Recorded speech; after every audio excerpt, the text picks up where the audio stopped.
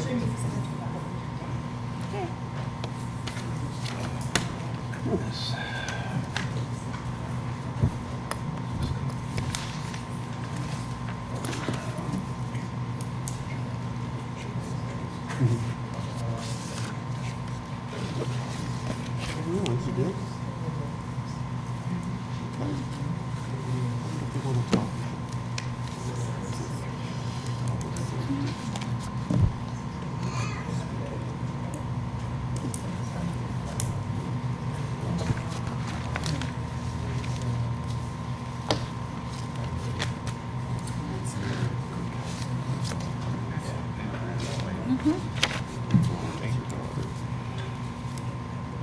So I don't need to write a letter. I just need to be on hand for a call. Right, Mike? I don't need to write a letter. I just need to be on hand for a call. All right, being 4:30, if we could call to order the City of Plattsburgh Common Council Public Safety Committee of Thursday, July 26, 2018. Can I ask for a roll call, please? Councilor Dowell? Here. Councilor Kelly? Here. Councilor Armstrong? Here. Councilor Ensel? Here. Chief Wallace? Here. Chief Ritter? Here. Okay, items on the agenda. If we could open, we'll open with public comments. Anybody in the audience wishing to address the Public Safety Committee can come forward and do so at this time if they'd like. Yes, I would like to. Sure, come right up. And this is for recording purposes. Yep. So that's what we're asking, that you step up to the mic. Okay, thank you. Hi, my name is Marion Shaughnessy. And, sorry, and this is my husband, Patrick Shaughnessy. We live at Forest Spring Circle in Plattsburgh. We have a neighbor who has started construction on a home, and I would just first like to make it known that we know he has a building lot, and we have no problem with the house that is being built. But he has been given variances to build an oversized house, and he's doing work now that is out of legal compliance. He has just yesterday put up I wouldn't call it a retaining wall, I would call it retaining blocks. They are made out of garbage, concrete, like the extra concrete that you pour into a mold, and he placed them just 2 inches from our property line. He did not have a permit for this, and it was placed on top of what had previously been the drainage source for neighboring properties. He also is going back. He has pending variances coming up at the Zoning Board of Appeals, and what he is requesting are all self-created situations based on the amount of fill and grade that he has brought in to his lot. And my main concern is that he has blocked drainage from houses on Meadowvale, Circle Grove, and Spring Circle by installing these retaining blocks because it's right on top of the swale that was originally there. I have contacted the building inspector's office, and I have sent a few emails back and forth. I have put in an official complaint, but I have not yet heard back on that complaint. What is it exactly that you're asking for, to have the blocks removed? Or? My request is to have the blocks completely removed until there is an engineered drainage plan put in place and a permit actually given for this construction to happen, because this was in no updated plans thus far, and to have an engineered drainage plan then reviewed by, if there's a city engineer or the building inspector's office, and have all of this approved by the building inspector's office before any construction can go further, because it's affecting my property. And now with this current rainfall, I don't know how much more my property and the neighboring properties will negatively be impacted. For the purposes of review, would you state your address again? Yep. And just back up and just summarize the very first of what you said for the benefit of the mayor. Well, I'm familiar with it. Oh, We you were are? working on it today. Yeah. Oh, okay, good. Yeah. So should I read? No, Okay. no, we're fine. Okay. This is Ms. Shaughnessy from Circle. Yes. Right, Forest right. Spring Circle. Okay, good. Do you know the address of the property where the construction's being done? Yes, 3 Circle Springs? Grove. Okay, so you live at Circle. 4 and this is happening No, Yeah. it's It's Spring No, because we Grove. live in Spring- two different cul-de-sacs. So our They're back to cul-de-sac's back. down here, Circle Grove's up here. So he's constructing on 3 Circle Grove, which is bordering our property in the backyard, but we're at it on a different cul-de-sac.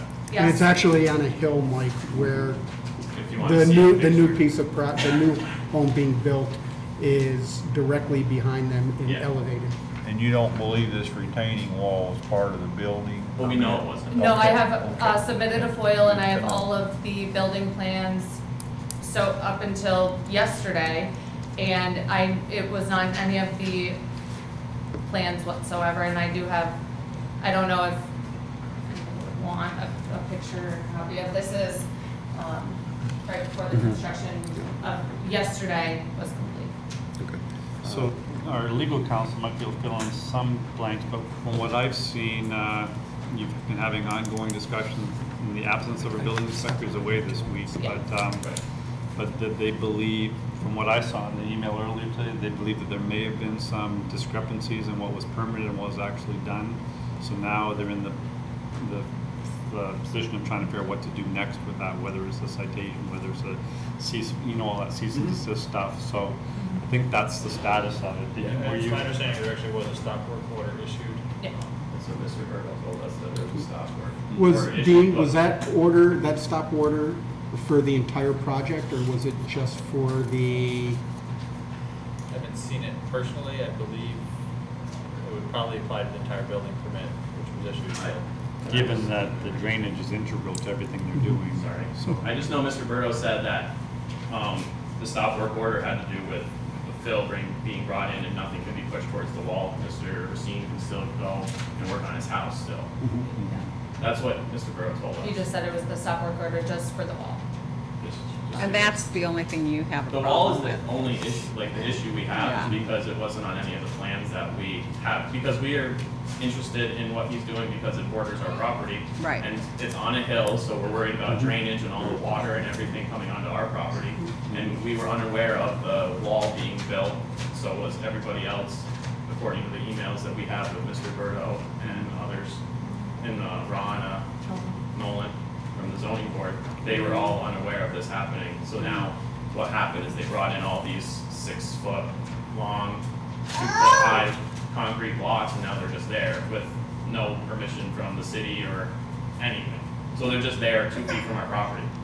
We do have concerns about the elevation of the house, but that's not something necessarily right now, and the main concern for us right now is the retaining blocks that are there and how they are affecting our property and the drainage around our property and neighboring properties.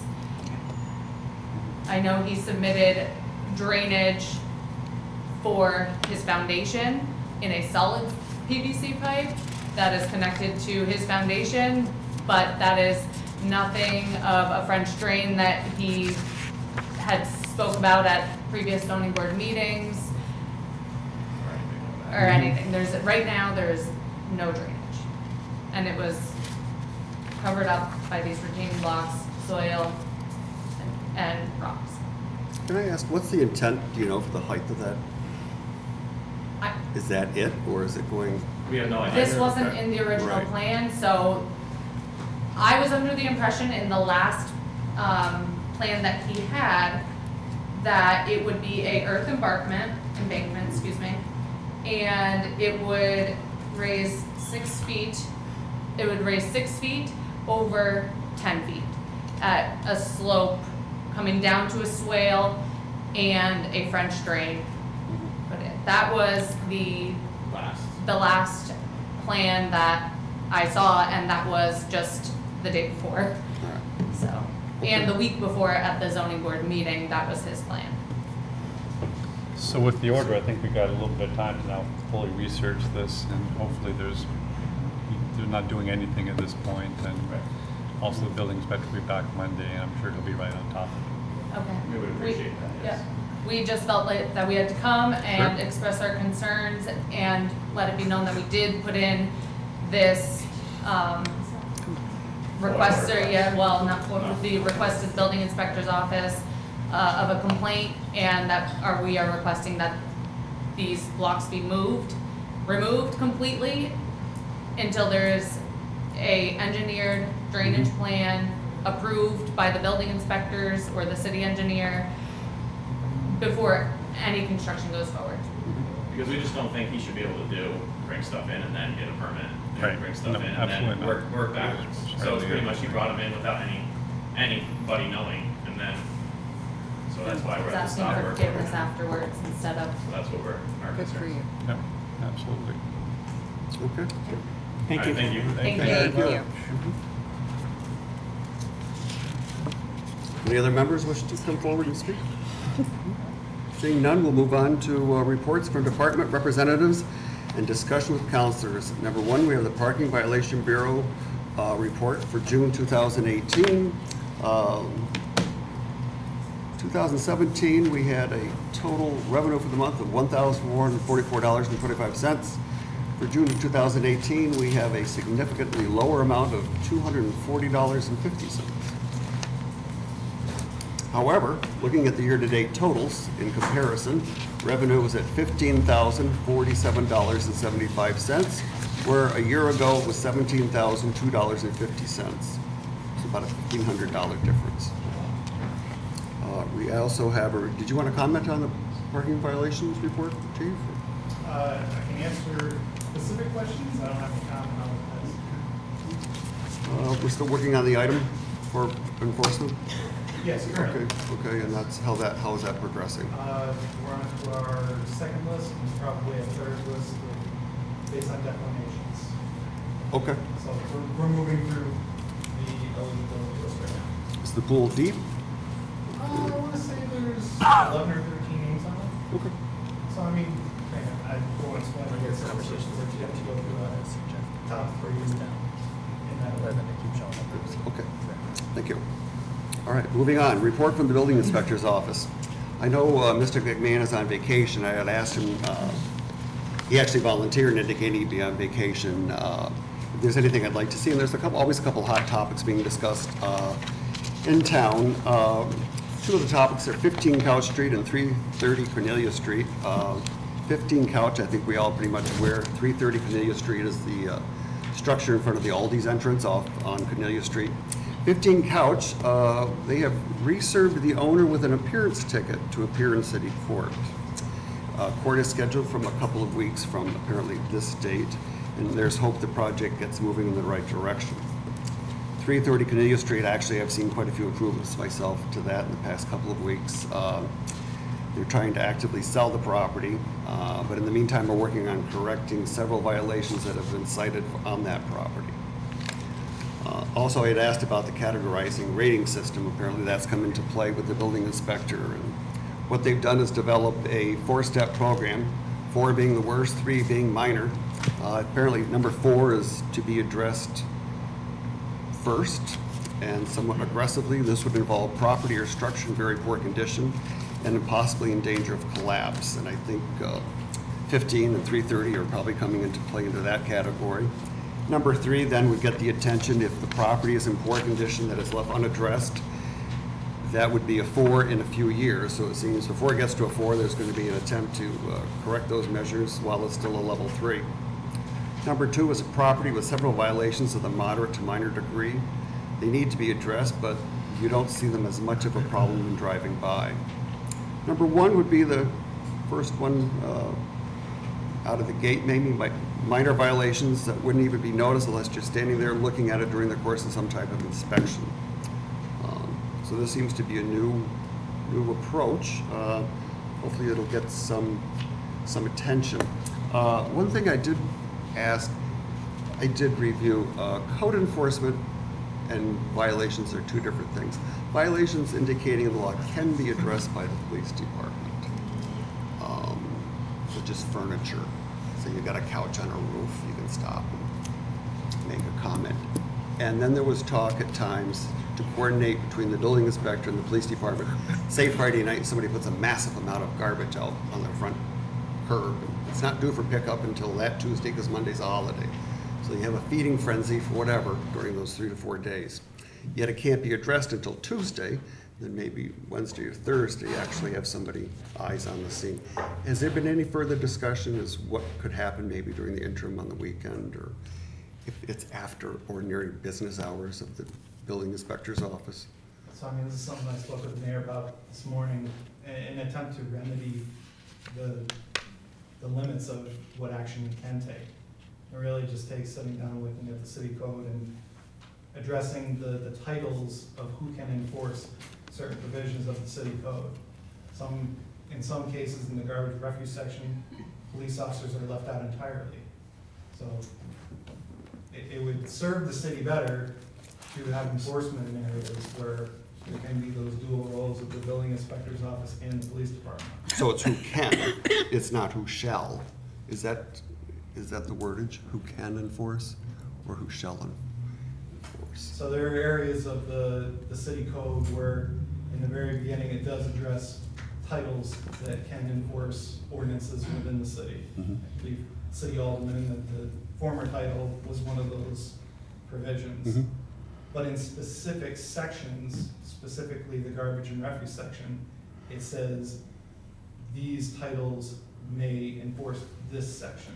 So it does trump the beginning Mhm. section. Mhm. Okay, all right. So we're proposing to look through the codes and propose language that the police would have residual powers to do these sorts of things if necessary.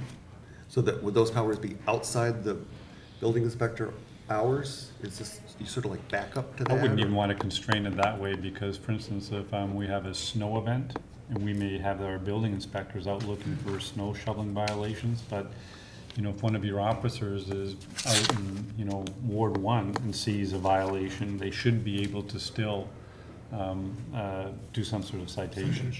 And it's just, we were talking earlier about the code kind of breaks up these silos, like, you know, this is our turf and this is our turf. And we were saying, well, from a public safety point of view, it's all of our turf. We should all be worrying about it and helping out in some way. So we want to take a look at the code with that light and see if there's any changes necessary. Because the officers are very willing to help out if they can. Okay. Historically, we've addressed these things, only to find out later on that we weren't actually able to enforce it. I mean, we can make requests, but as far as like issuing an appearance Right. ticket, that's the prevention. Okay.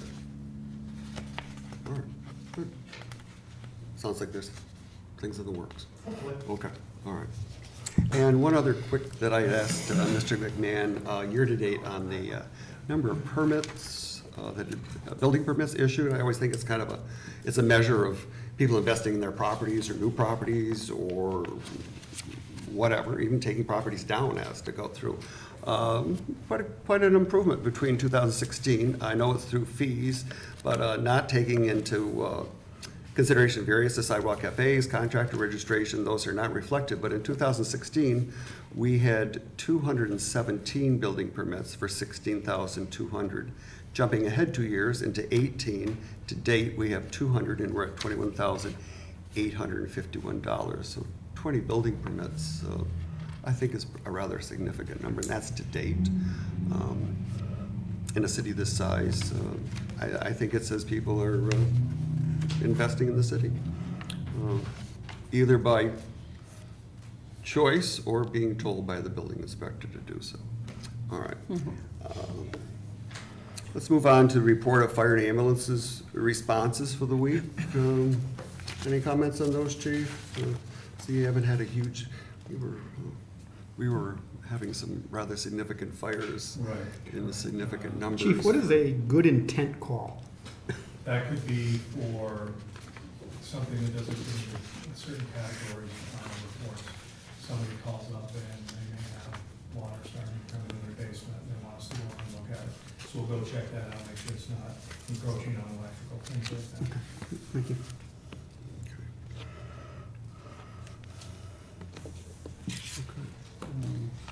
And the new ambulance, that's still into the, being worked into the budget? Or if that falls into the budget or not. Okay. And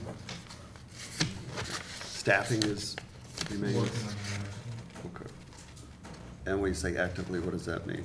That, I initially had 2 positions to go to Montour due to delays working with civil service, but I was able to utilize Utica Fire Department's got one. So I have two positions, Utica Fire on August 19th, starting date. So they're not going till that I August? won't go till that. I'm still actively going with civil service, doing interviews, working with the police department, doing backgrounds. Okay. And so they're not allowed into service at all, are they, until this takes place? I mean, are they trainees at this point? They're trainees. Oh, so they are, okay. When they come back from the academy, then they'll have all their certifications and they can be ready into service. And so presently, they're considered a trainee? Yes, if I was to hire them, they'd be. Okay, so they're not hired? They're not. Okay, all right. And they'll be hired for the August 19th Utica. And how long's the academy? 6 months? No, the academy is 14 weeks. Okay. And that'll get the number up to 34? 34. Okay. Any questions from any other council members? And, number 2. Number 3, we'll move on to agenda items brought forward from the departments to be approved by committee and recommended to the council. Number 1, request from Police Chief Ritter for one police department employee to attend the State of New York Juvenile Officers Association 42nd Annual Training Conference from August 27th through the 31st, 2018 in Binghamton, New York. The total cost should not exceed $1,027 and will be expensed out of the Asset Forfeiture Fund. The motion? So moved. Kelly, I'll second. Give a roll call. Aye. Aye. Aye. Aye. Motion passed. It's just Okay. committee. That's The not item the child is- officers, I take it. So, I mean, we appreciate your consideration of this training. It's gonna be vital for our department moving forward past October. I don't know if it was included in the notes about the reason why we're sending this officer to that training. It's because New York State is finally getting in line with the rest of the United States. We're one of 2 states that doesn't recognize juveniles as 18. We recognize them as 16. So New York State is making an effort to move to 18 years old as the recognized age of an adult for purposes of criminal prosecution. So October this year, they're going to step it to 17, the following year to 18, so they're gonna phase it in. So as you can imagine, this is gonna cause a lot of differences in how we interview, arrest, refer, everything. So he'll learn the best practices moving forward and train our department. So he'll help train the department in the raise the age legislation coming into effect? Absolutely. Well, good luck with that. Yes. Okay, moving on. Any old business? There being none, any new business? I'll ask, what's the volunteer day you're putting together with the police department? That's coming up. You're having like an open house, is it? Open house, Or open yes. house, that's what we'll call it, okay. Yes. I thought you gave it a different name, but, I'm not sure what name we do. okay. Yes. Okay. End of August, we're gonna have an open house event at the police department. Okay, and that's being spearheaded within the department or, and, By the department. okay. So that's a day long of It's activities? gonna be 10 to 2, I believe. Okay. It's gonna be activities. It's gonna Okay. be more youth-oriented, Mhm. but obviously everyone is welcome. Okay, all right. What kind And, of activities are there gonna be? We're gonna have a dunking booth. I might be participating in that. Mhm. We're gonna potentially have some money donated to a charity within the city. We'll have activities and we'll basically show off our department for what it is, community police department. and that's all being done with within your own staff? I mean, Yep. it's- Okay, good. We'll be utilizing asset forfeiture funds, so Okay, drug dealers will be paying for it. okay, all right, good. What money's in the asset forfeiture fund? I think last time I checked it was like 125,000 or something. I would say roughly that. 160. 160. And this will be the first endeavor of such, is that true, The first one in my or? recollection. Okay, well, good. kind of a back-to-school outing That for was a some maybe. suggestion from Yeah. one of the people at the police department. Yeah. I support that kind of stuff, Mhm. so we're gonna run with it. Okay, good. Well, I hope to hear more about it. Okay. Anyone else want to introduce any new business or discuss anything? I have a question. What sort of training do the police department officers go through in handling animals, specifically dogs? Shift training, I would classify it. Nothing formal.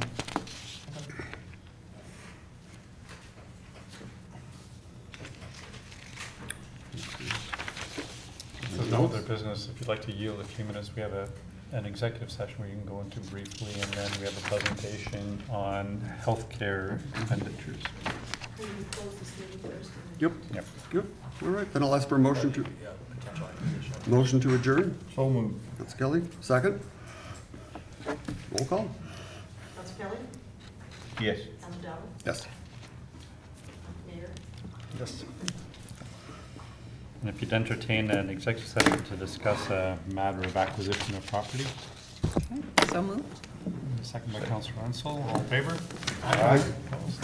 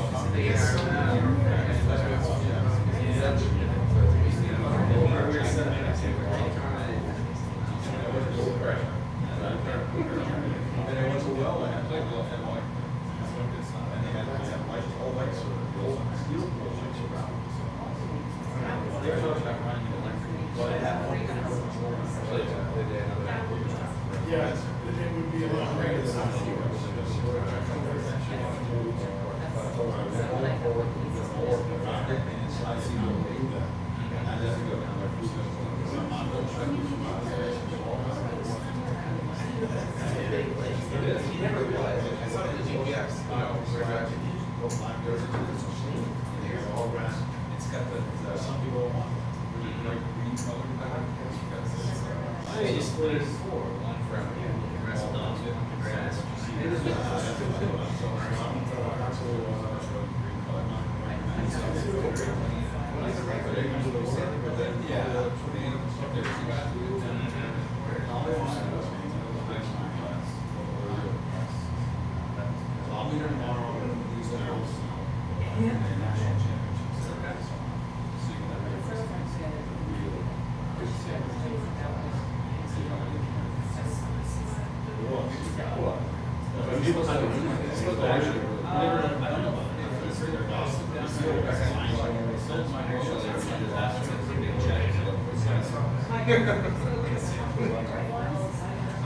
yeah, the older concrete.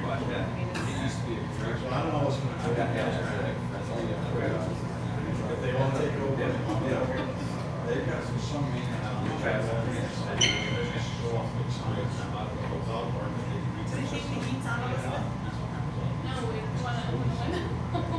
I have the air on, you're not gonna open the window. Yeah, you're sitting right next to it. Of course you're comfortable. I should be, I take minutes over here. I really don't know, most people ask what Joe does and it's right over here. Don't, you're taking up all my view over there. I've only got the good. This we know. We know. Only air. That's hot. Sorry, you can't say. How much cooler it felt when you moved? I thought you were allowed. Oh, because I was gonna say, yesterday when I saw the post, I was gonna say, oh, I guess I'll see the one. Oh, 10 years. How long is that? 4 hours now. Is that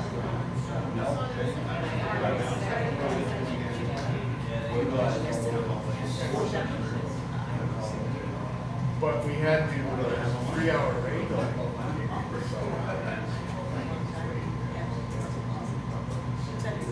We left early. So they'll be here. Oh.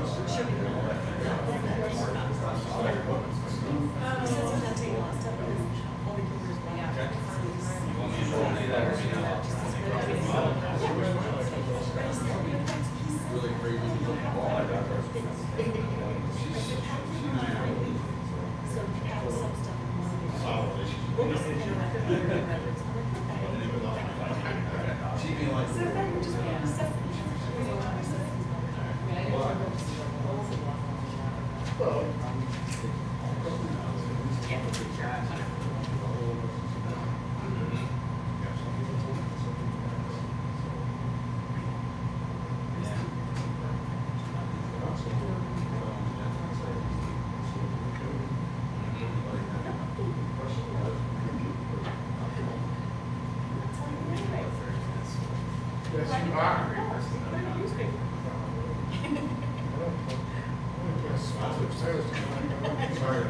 And it's a good thing.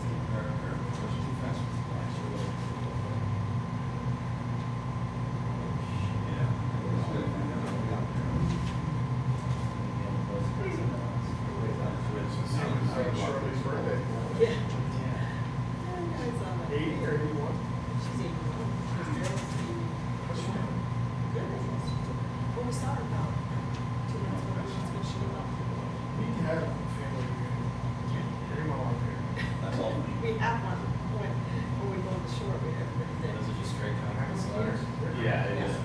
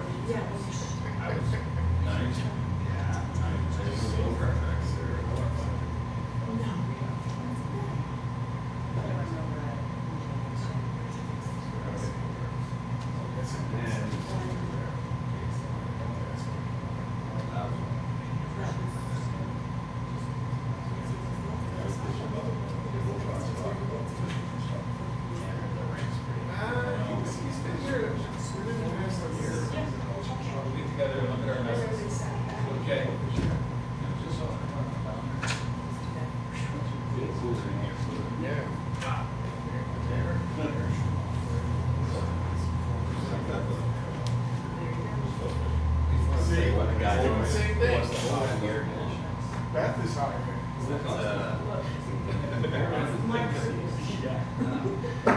If she were hugging, she'd be turned around facing. He sucked it all up over there. He took it all. This is really I had it on all day. When you go outside, come back in here, you can notice the difference. I did put it on earlier. Just gotta keep that door closed.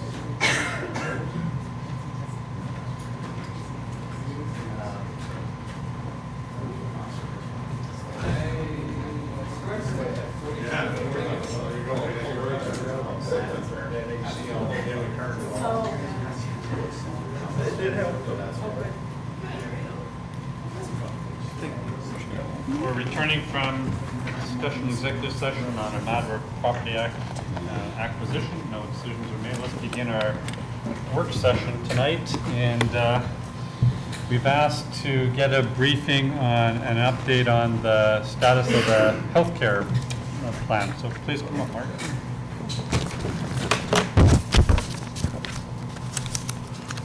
By the way, as he passes this out, I have to tell you one, I think I mentioned this to you before, the quality of the analysis and work that your group has been doing for us is just absolutely incredible, and we very much appreciate it. Thank you.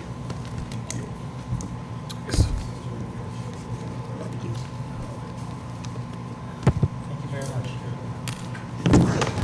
So weird to see that.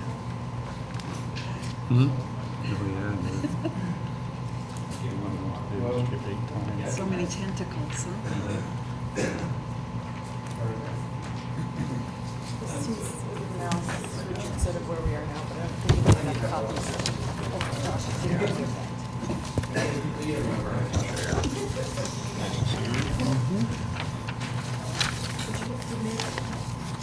That's enough. Okay. Thanks. Okay, well, thank you for having me. For those of you who don't know, my name is Mark Crawford, and I work for Burn Benefit Advisors and Nick Classic. I'm a partner in the firm. We're in the employee benefits business. We specialize in municipalities. We have about 50 municipal entities we work with throughout the North Country and outside the North Country. We're just at Clinton County. That's another one of our clients. With me is Christina Dock, who's here more often than I am. She's here on a weekly basis. I think was it Wednesdays? Working on claim issues, being kind of an advocate for the retirees and the employees on a weekly basis, along with Heidi McGinnis in our office, who also participates in that. So my objective tonight is really what we do with our municipal clients. We go out and kind of give just a general update with respect to the marketplace and health insurance in general, and then we're going to kind of look specifically at your programs, what we've done, and some ideas to save money and move forward with specific. Tonight, I know we're going to talk about, I want to hit on the retiree programs because Our firm, along with Brian Kremer, have been working to make certain this transition that begins on 8/1 is smooth and cost-effective.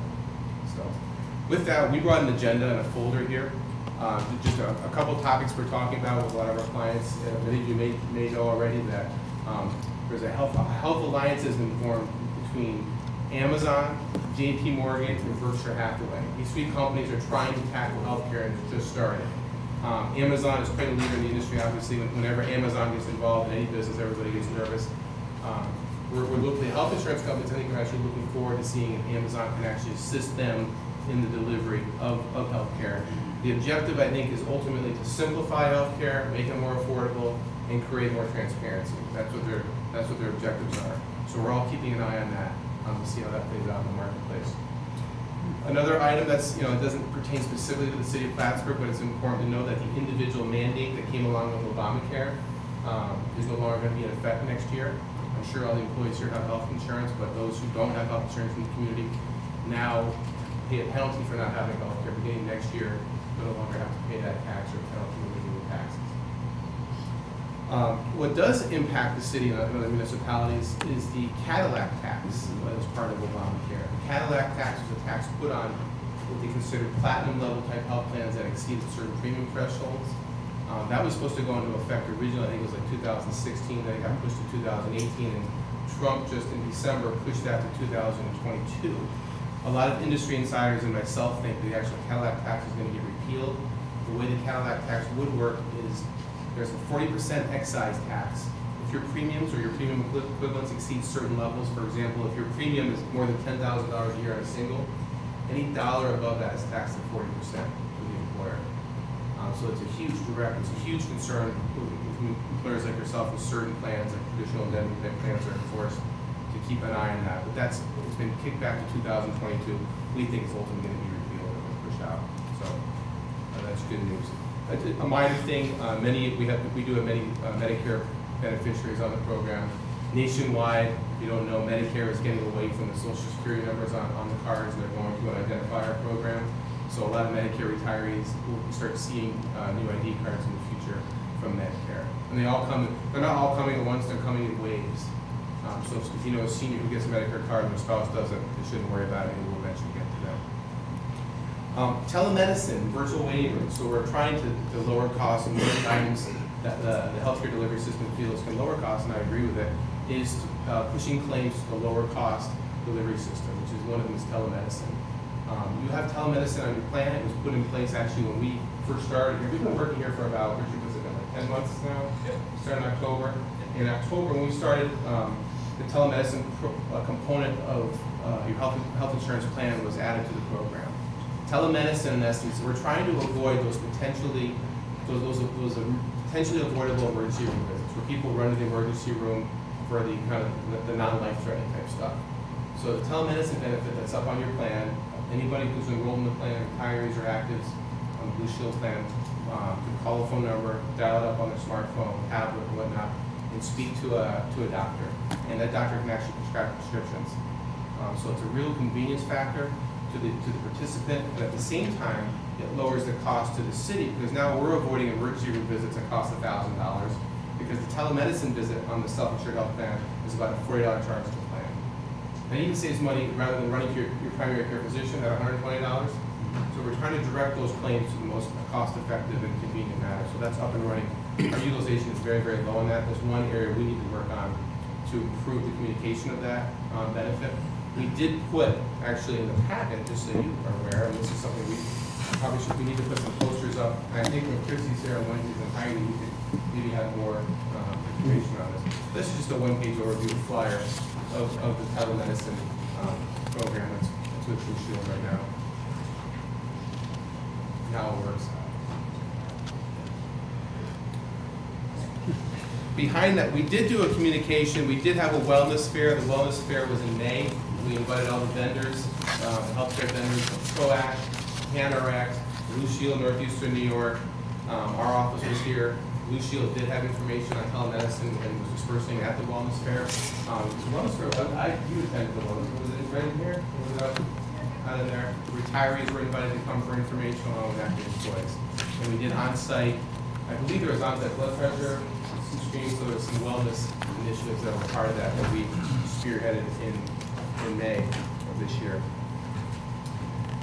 The other piece to be, many of you probably know this already, but specialty medication, specialty pharmacy is a big topic right now. It's expensive. These biologically based drugs for cancers, rheumatoid arthritis, they're thousands and thousands of dollars a month many times. They're impacting health plans across the country, not just yours. We're seeing an uptick in the trend of that. Your program, I believe, has approximately $300,000 of specialty biologically based drugs on your plan. And we have a solution to help to reduce some of that cost. I'm going to get to a few bullet points. With respect to the health plan, Vernon worked with our pharmacy consulting arm called Remedy One. We renegotiated your contract with PROACT. You're self-insured. PROACT is your pharmacy benefits manager. They're the one that manages the benefit and gives you discounts on brand name drugs, gives you discounts on generic drugs, and pays you manufacturer rebates back to the city. We analyzed the contract. The contract needed to be updated. It was not competitive in the marketplace with respect to discounts and rebates. We renegotiated the contract and are happy to inform you that there's a $600,000 of savings, close to $600,000 of savings over the next 3 years, keeping the plan the same way it is, just going back to PROACT and asking for better discounts and bigger rebates. We put an exhibit in your folder tonight called Exhibit 1. And this is the savings analysis that we worked off with PROACT in identifying the savings for the city over the next 3 years. And that went into effect January 1st of 2018. How am I doing so far? It's good Great, news. right? Yeah, savings, right? It's all good news. The other piece, which is we've been spending a lot of time on behind the scenes, with Christy in our office, and Brian Kramer, and Richard, we're all working on this, trying to figure out the most cost-effective program for your Medicare retiree population. As you know, that there's a history of the Medicare retiree population. They originally were on the Blue Shield or Blue Shield plan, transitioned to a Medicare Advantage plan that didn't work. Some came back to Blue Shield, some went to Excel's Blue Cross. When we came on board, there was this kind of tailwind, if you will, or initiative to move everybody to Excel's Blue Cross, called the Medicare retirees. We figured it would be the most cost effective. What we did is we actually analyzed the claims data closely, and we recognized that the Excel's Blue Cross wasn't the most cost-effective program for the retirees. The actually most cost-effective program for the Medicare retirees was actually the Blue Shield or Blue Shield plan you had in force. We ran a bunch of numbers, reviewed claims data, and we recommended that we move the retirees to the Blue Shield program along with PROACT. And don't forget the PROACT. What helped make the cost savings or more cost effective? Don't forget we renegotiated that PROACT contract, right? And the retirees use a lot of drugs.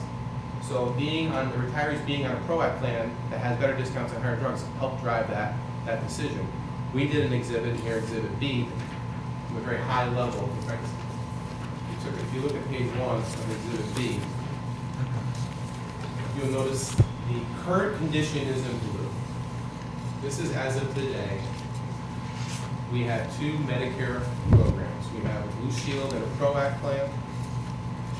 And we have an Excel's Blue Cross plan, about 130 on the Blue Shield program, and about 60 people on the Excel's Blue Cross fully insured program. You'll notice as you go through there, you'll see the monthly cost per enrolled individual on those programs. That's the current condition. What we're proposing, and it's transitioning effective 8/1 next week, is the proposed condition is let's continue to use Blue Shield Northeastern New York. That's going to be our medical program. And let's use PROACT as the pharmacy, but there's a special program that PROACT has, and other employers take advantage of it with respect to subsidies from the federal government. Right now, the city is getting a retiree drug subsidy, part of the RDS program from the federal government, which in essence, the federal government, in summary, is paying, is reimbursing the city of Plattsburgh approximately 20-25% of their retiring drug claims back to the city. And it's quite a process. Richard knows it's a process you have to file for, upload. It's somewhat cumbersome. And make them order. Every 3 months. Every 3 months. Yep. And you have to hire a third-party administrator to help you. Yep, and an actuary. An actuary. To that test to the numbers. Yeah, it's coming. So there's another program called the Employer Group Waiver Plan, which is a program also the federal government subsidizes, and the subsidy on these programs is actually higher than the RDS program we have currently, and the administrative burden goes away from the city. So we price that out, and you'll notice in the green box, there are some savings here to move to this financial savings, number one. Number two, administrative savings. But I also want to point out what's nice about the Employer Group Waiver Plan that you don't have right now on your program is the Employer Group Waiver Plan has this kind of protection, what I call high cost payment protection. Right now, your Medicare population who are enrolled in your Blue Shield plan right now, if they have any large cost prescription drug claims, the specialty meds that I was just talking about, there's a lot of exposure to the city on that. There is no stop loss coverage. Your stop loss coverage, the protection you have on your self-insured plan from high cost claims, is only on your non-Medicare population. Okay, it's only on your non-Medicare population. And it makes sense on the medical side because Medicare is primary anyways. We're picking up 8% on the medical. But on the pharmacy side, you have some exposure, especially with this pipeline of drugs coming out. The Employer Group Waiver Plan not only offers you all these subsidies, enhanced subsidies versus the RDS, but it also offers you a threshold of protection. I put it on here as a bullet underneath. AGWIP provides the following benefits: catastrophic coverage. So I forget what the threshold is. I think it's $7,000-ish. If you have a retiree has claims above $7,000 in a year, the federal government picks up a good portion of those. Okay, so it also removes some risk in the city with this program that we're transitioning to effective on August 1st. How does that work? Is it rebates or reimbursements? So what would drive it? Yeah, so the rebates are higher. When you're on an AGWIP program, the rebates you get are actually higher than the commercial rebates you're getting on ProAct because the government actually negotiates the rebates. The federal government's negotiating your rebate contract. So you're going to get higher rebates. You're also getting this program. We have Big Pharma picking up about percentage of the brand name drugs in the program. There's just different types of subsidies coming into play other than just the direct RDS. So we work with broadband analysis on that. There's savings, administrative savings too. And I just like having that protection, that large claimant protection that we don't have now. So see better every day. Yeah. So that's effectively one. Forget what we put on. Oh, so that this Exhibit B is the kind of the settlement effect from the CRA. Those people are moving on. We have some people who are part of that settlement, but we're proposing that we move those people to the same arrangement as well. Right now, I think there's 7 people who are not on the Blue Shield. They're not on the Blue Shield traditional Medicare program. We're proposing we move it up from the blue heart condition to this proposed green box I just talked about for future retirees and for non-settlement people on The proposed the savings that are being exhibited here on page 2 of Exhibit B, that is not representative of the savings on page 1. That's savings in addition to that? Correct. This is page 1 is its own separate population. Page 2 is a different. Correct.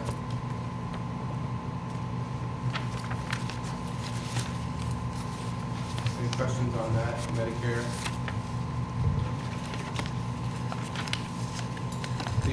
The other item we put on the agenda tonight is just an update. I think Richard may have probably done maybe a closer one than I did, but the medical and prescription drug claims this year are running more favorably than last year to date.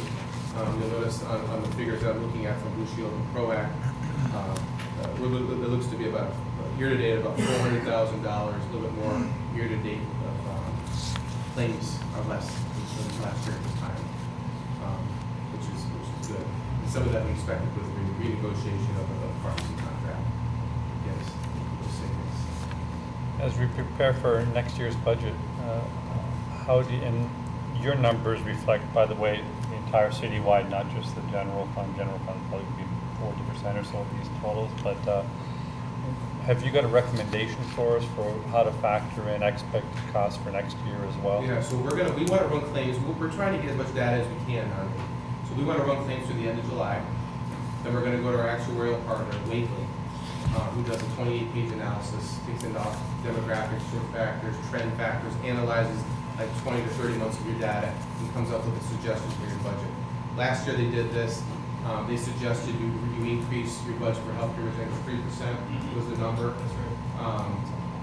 So I guess, so we're going to do the same thing. Go back to them. I hope to have the numbers to you. It takes almost end of the month happens, and the vendors, it takes them about 10 days to get us the data, and then we send it off to the actuarial people. So I'm thinking early September. We'll have the projections for you. You can try to get into late August. We're going to try to complete our budget by Would you like it? August. Okay, so I'll fast track it. Thank you. And I put that information. Oh, that's the last item on the agenda. But the item before that is one program I'm considering attending because I want to have a meeting on it. Is there's a program out there for specialty medications they call the Prescription Drug Cocaine Assistance Program. Many municipalities have already implemented this, that are self-insured, where you can get big pharma, the pharmaceutical manufacturers, to pick up to 30% of the cost of the specialty medications through some creative design without disrupting the employee member experience. And ProAct has a successful program using their specialty vendor called Mobile, and how to facilitate this. And we've done this at several of our county plants. We did it in Essex, we did it in St. Lawrence County. So it's a proven program where we can achieve some savings without a disruption. So that's something that's on the drawing board. I think we need to act on. We'll spearhead in the near future.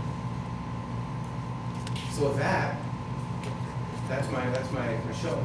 Any questions or comments? I'm very appreciative of how proactive you are on our behalf over this, and always looking for additional opportunities and programs and stuff. That's really great. Thank you. The August 1st date, what are we calling that? A switchover, a changeover, a conversion?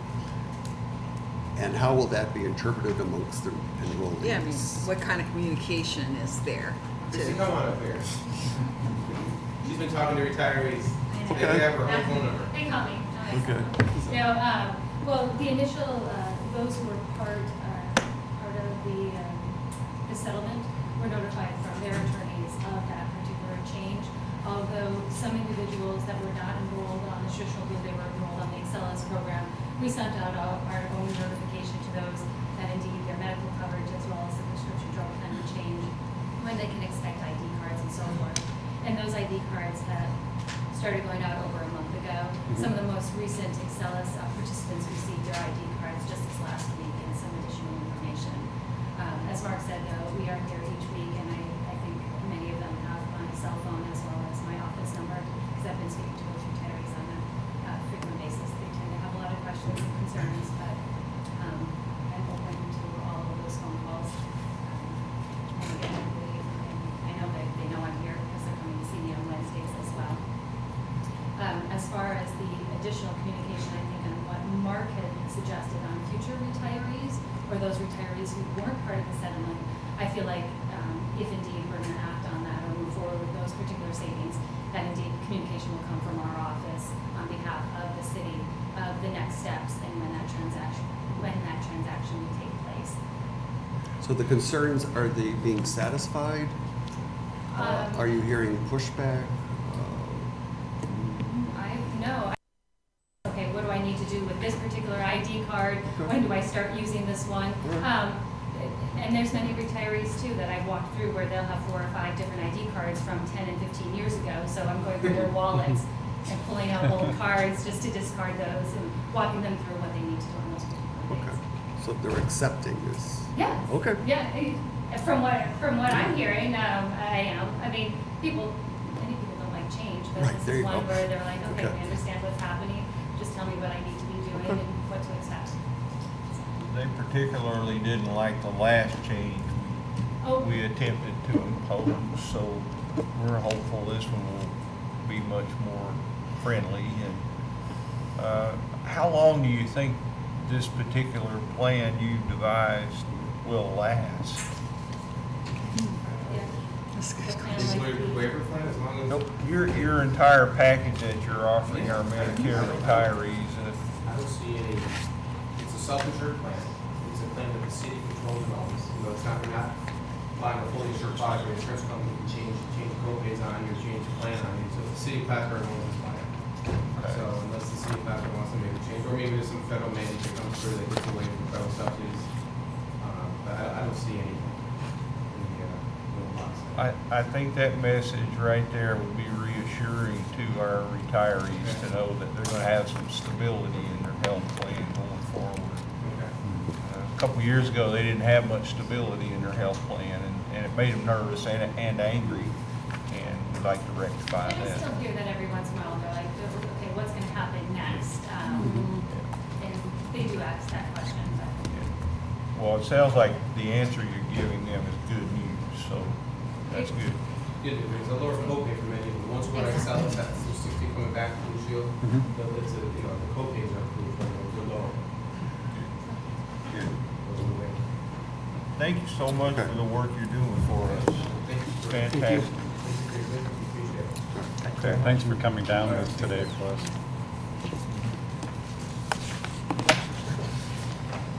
Any other, I guess, we're about ready to begin work, regular session. If there's nothing else in the work session you'd like to cover, let's begin with the Pledge of Allegiance. Pledge allegiance to the flag of the United States of America, and to the republic for which it stands, one nation, under God, indivisible, with liberty and justice for all. Roll call, please. Mayor Reed? Present. Counselor Armstrong? Here. Counselor Kelly? Here. Counselor Dowdle? Here. Counselor Ensel? Here. Counselor McFarland? Present. Counselor Kretzler? Just a few comments. First of all, had the pleasure of having an extended telephone conference with Sean Hennessy. He's the Deputy Commissioner for the DOT. He's very willing to work with us on the Saranac River Trail Phase 3 project and try to get it more in line with our DRI. And we had a subsequent conversation on the Empire Trail that's going to come right through Plattsburgh as well, all the way from Albany to the Canadian border. And we'd like to have that somehow work with the DRI and Saranac River Trail as well. So he wants to give us some time to figure out how we can put all this stuff together in a more coherent package rather than having three parallel plans going forward, just have them all in concert, one plan.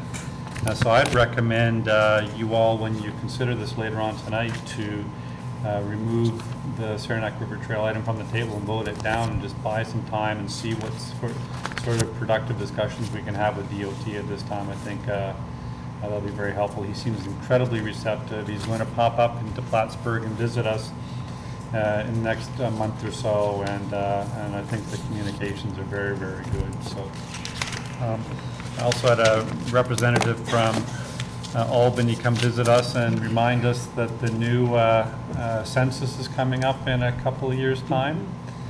And I'd like to see our community, given its diversity, given this demographics, be really ahead in trying to facilitate the census, making sure all of our citizens and residents are fully recorded in the census as well. So I'm sure we'll be hearing a lot more about that. And we'll do that in conjunction with the county and other municipalities. So watch for that as well. And then tomorrow, Thomas DiNapoli will come. I'll give him a tour of the DRI and some of the challenges in coordinating these various state dollars. I'm sure he'll want to discuss with us some of our fiscal realities, but it's totally within the spirit of trying to help the city of Plattsburgh out. And I'm very much looking forward to that conversation. We'll extend a couple of hours together tomorrow on that as well. He's bringing up a couple of other of his aides, including Daryl Albertine, who I think we've all met one time or another. He's a big advocate for the North Country, and they really want to help us out. So I think in those three dimensions, Albany is really here to help us out, and I very much appreciate that. Any of you been following Underwood Estates? You're starting to see a lot of movement in getting new trailers in Underwood Estates now. Our offices, DPW and the building inspection have been very instrumental in helping to facilitate all that. So there's again is one more example where the governor's office is really trying to help Plattsburgh out right now in our time of need. So I'll report more up with you on those visits at our next meeting. Here, that's it. Resolved that the minutes of the regular meeting of the Common Council held on July 19, 2018 are approved and placed on file among the public records of the city clerk's office. Moved by Councillor Dowdle and seconded by Councillor Kelly. Discussion? All in favor? Aye. Opposed? Passed. Resolved that the payrolls of the various departments of the city of Plattsburgh for the week ending July 25th, 2018 in the amount of $122,456.72 are authorized and allowed, and the mayor and the city clerk are hereby empowered and directed to sign warrants drawn on the city chamberlain for the payment thereof. Moved by Councillor Armstrong, seconded by Councillor Kelly. Discussion? All in favor? Aye. Opposed? Passed. See a number of reports, and we also had in our committee meeting beforehand reports from the Public Safety Divisions. Are there any individual councillor reports from your committees you'd like to offer this time? Let's begin with Governance Strategy and City Operations, Councillor Armstrong. Okay, yes. Councillor Ensel and I are organizing a strategy meeting with various stakeholders surrounding the feral cat issue as a result of the discussion that arose when we were considering a change to the ordinance. We felt, I kind of took your lead in recommending that we get all the parties talking to one another. And I feel like our mission is to come up with a comprehensive plan to take into account all the good ideas that came up in order to find a solution that satisfies as much as possible all parties involved. You want to add any of your expectations about what we? Nope. No, I look forward to it, and I think hopefully right. I just something positive can come from it. Want all kinds of representation and viewpoints looking at the situation, and I think that's it. I think we had what, 6 people? Yeah, we invited many of the people who showed up. Rebecca Dubé, is that her name, from SBCA? Burdo from SBCA. Dr. King from Eagle's Nest. Lil Cassidy's been invited. I think you're working on a representative. Representative. Right. And also I think Dr. Eaglefeather. I invited Mr. Ruger, who was here as a resident and an official from the health department. We're hoping to have representation from either code enforcement or the police department. So should be a good discussion, but we do have the objective of finding a solution.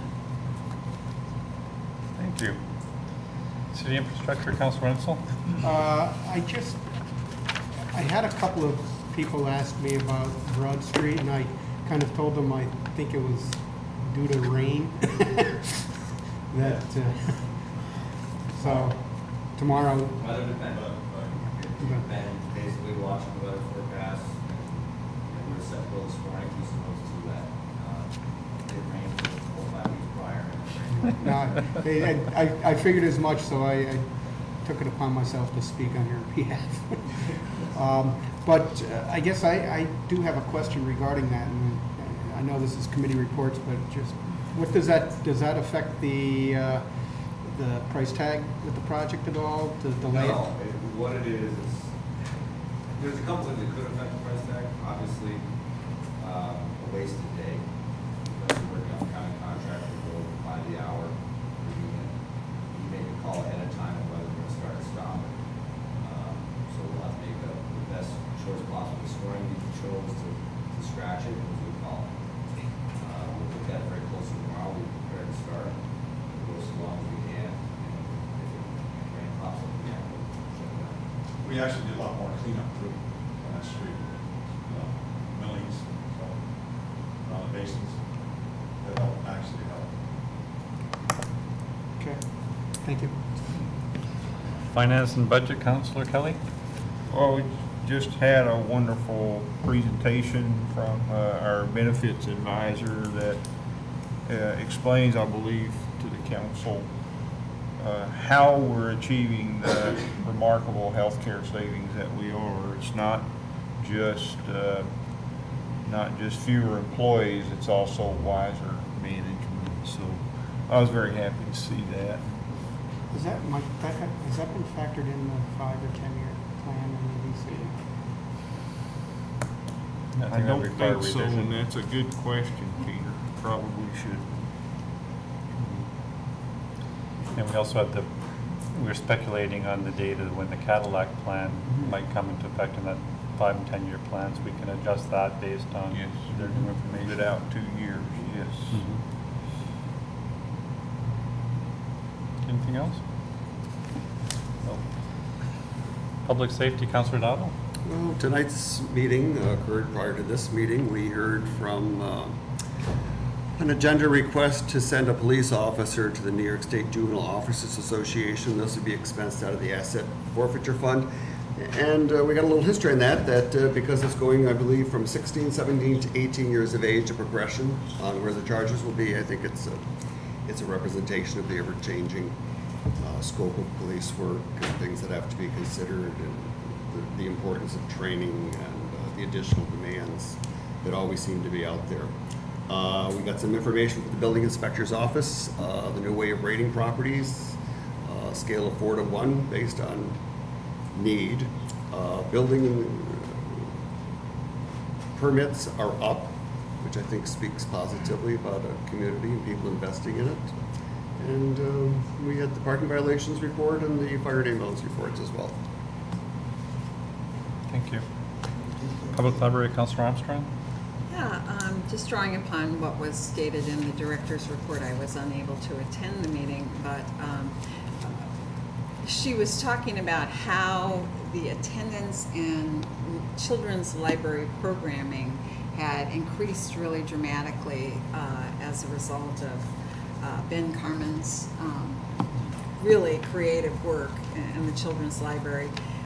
He was, I noticed, recognized in Strictly Business recently for his efforts, and just such a warm and fun-loving and creative children's librarian. And I get to go see his work firsthand because I bring my granddaughters down. But so that's really, and then to see the reflection in the uptick in attendance for all these programs is also really admirable. Ben's doing a great job down there. Those kids. My daughter's attended a few of his story times. I think she went this morning actually. Yeah. All ages. Yeah. When the state census expert was here, I mentioned that the library would be very happy to help have workshops on enumeration, etc., and that our current library director very much understands that libraries are really all about promoting democracy and literacy and participation and a well-informed electorate and all that kind of stuff. And they really, really practice what they preach up there. We've got a lot to be proud of with our library. Agreed. Thank you. MLD, Councilor McFarland? I have no update today. Resolved, the reports as listed are hereby ordered received, and any written reports are placed on file among the public records of the city clerk's office. Moved by Councilor Ensel and seconded by Councilor Armstrong. Any further discussion? All in favor? Aye. Aye. Opposed? Passed. There's no recommendation. Oh, there is a recommendation for a board later on in the agenda. Sorry. Audit of claims, please. Resolved that the bills audited by the Common Council for the week ending July 27, 2018 in the amount of $1,867,780.02 are authorized and allowed, and the mayor and the city clerk are hereby authorized and directed to sign warrants drawn on the city chamberlain for the payment thereof. Moved by Councilor Kelly and seconded by Councilor Armstrong. Any further discussion? All in favor? Aye. Aye. Opposed? Passed. This is an opportunity for the public to please come and address the council on any item that's on the agenda tonight. There will be another public commentary for other items at the end of the meeting.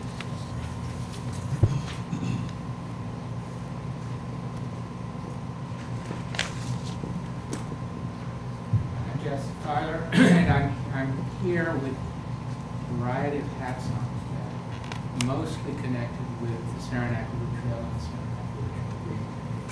And I want to thank all of you for the work you've done on moving the Saranac River Trail Phase 2 and Phase 3 forward. I know you understand, and many people have said to you, everyone knows this, that they are very, very important for the future, trail and the future of the city. No matter how much you know about that, it's an underestimate. I had lunch today with one of my colleagues on the board of the Saranac River Greenway, which is yet another piece of the puzzle. And we were sharing notes on how the response to what we're doing with trails in the entire Greenway area and the city and the Empire State Trail, all of them are fitting together.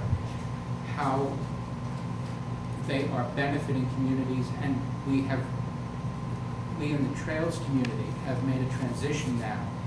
And sometimes it's difficult because we were coming to you and other people and saying the trail will benefit the city in this way and that way. We have statistics that show, you know, for every inch of trail, revenues are increased in the municipality, and so we've been saying that. And we now are making the transition to a new and actually, I think, much easier conversation to have, which is not to give projections and numbers, but to point out, hey, look here, look what happened in this community when this trail was built, including our communities. And I'm not going to go through the list because all over the place, we now have examples on budgets, on bank accounts, in businesses of how the trails are benefiting this community and others. And the fact that you're integrating with the Empire State Trail is terribly important. And some of the people who are working with the Greenway, with that, the trail community is very small. So we're very glad this happened. Thank you for moving this forward. And the last little point that I'll mention is Friends of Saranac River Trail, which is I'm spearheading, which we're not building the trail, we're building events on the trail and promoting the trail and so forth. We are continuing to have events, and we've done nature walks, we've done one of our most popular, walks, which is the tour of the Water Pollution Control Plan. And people walk out of that and walk out of the other treks that we do, and they say, I never knew this was here. I never knew how that happened. That happens for all of the things that we've done. And I really think it's great. Thank you for everything that's happening. The last thing I'll mention is some of you know that I write apps, and I wrote a Saranac River Trail app years ago. It was one of the first location-based apps, and it is so ancient. I look at it and I say, this was the state of the art 5 years ago. It's no longer the state of the art. But people are still downloading around the world, and it's going to be replaced by a new app that I have, which has, at the moment, the almost fun name of Trailorama. Trailorama. Trailorama. Okay. There's a story behind this, and we're trying to figure out what it is. But that will include the revised Saranac River Trail app, and the feedback on it from reviewers within the app community and at Apple has been very positive. So the last thing that I'll say, maybe if you scribble a note, we are looking now for people to test the app because we want feedback from people who are using it, who try to break it, try to use it, and so forth. So if anyone is interested, it works on all the iOS devices except for TV. But it works on iPad, iPhone, and Touch. It's free. Just anyone can contact me at jflower@saranac.org, and I'll get you a free copy. Use it. So, but thank you, all of you, for what you've done with this, and we're going to do our best to try to get even more people to enjoy the city. Thanks. Thank you. Thank you, Jason. Any other individuals like to come address the council on issues on the agenda tonight? Seeing none, let's continue. Motion to remove item 7H from the table. Moved by Councilor Armstrong, second by Councilor McFarland. Discussion? Just on the motion to remove. All in favor? Aye. Opposed? Asked. And then the item itself? Resolved in accordance with the request, therefore, the Common Council approves the mayor of the city of Plattsburgh to sign a letter declining New York State DOT PIN number 780663 Saranac River Trail Phase 3 funding.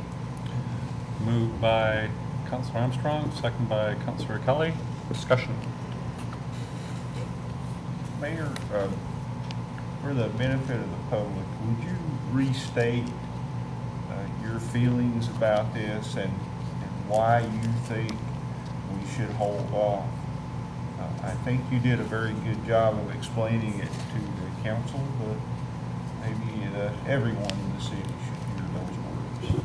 Sure, as you recall, a few weeks ago, perhaps the last infrastructure committee meeting, Andrew Dern made a presentation at your request recommending we don't accept this money at this time.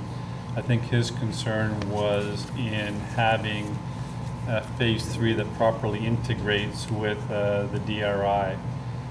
Subsequently, I spoke with the deputy commissioner of the DOT and asked for some leeway in allowing the city time to not only integrate phase 3 of the Saranac River Trail into our plans with the DRI, which, as some of you may recall, when you approved this Saranac River Trail phase 3 way back in 2015 or 2016, DRI had been fully fleshed out. The removal of the MLD site potentially hadn't been discussed. And now we've got Mr. Crane helping us to actually develop the harbor side. So we want to make sure those all dovetail in with the Saranac River Trail Phase 3, which would take the Saranac River Trail from the corner bridge in Green Street right down through our harbor side. Since then, I also discussed with the Commissioner's office subsequently the Empire State Trail that will come all the way from Albany to Montreal and right through our city. Not necessarily along Route 9, since it's a bicycle trail. It's going to use existing parts of our bike trails. So we want to make sure those are all connected and use as much of the Saranac River Trail as possible as well. And then finally, we're coordinating a meeting with NYSEG so we can fully understand the various phases of the NYSEG remediation. We don't want to make an investment on improving a Saranac River Trail just to discover that NYSEG may be removing some of that, replacing with some others. We know NYSEG may be even remediating around the MLD site and the existing water treatment facility as well. So we want to make sure that that's all integrated as well. The Commissioner's office at DOT understands all these complications and would like to afford us the time to construct a better plan that is fully integrated.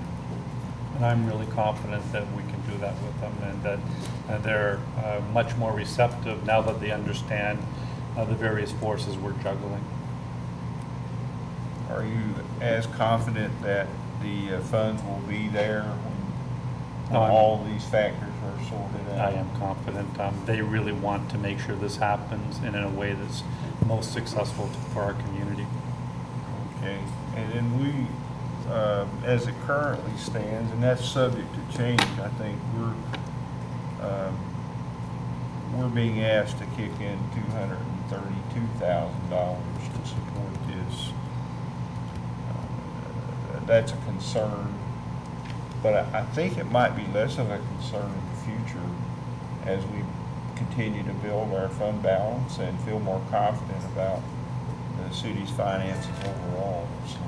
In addition, hopefully if we can make these 3 initiatives plus the NYSEG remediation work more hand in hand, some of the funds from perhaps the DRI or what might be coming to us to help us develop the Empire State Trail could be used to help offset some of the city's investment in the Saranac River Trail. That's the advantage of coordinating these projects instead of doing them in parallel.